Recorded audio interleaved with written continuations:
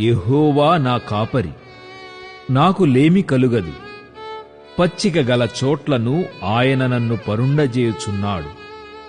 శాంతికరమైన జలముల యొద్ద నన్ను నడిపించుచున్నాడు. నా ప్రాణమునకు ఆయన సేదదీర్చుచున్నాడు. తన నామమును బట్టి నీతి మార్గములలో నన్ను నడిపించుచున్నాడు. గాఢాంధకారపు లోయలో నేను సంచరించినను ఏ అపాయమునకు భయపడను. నీవు నాకు తోడైయుందువు. నీ దుడ్డుకర్రయు నీ దండమును నన్ను ఆదరించును.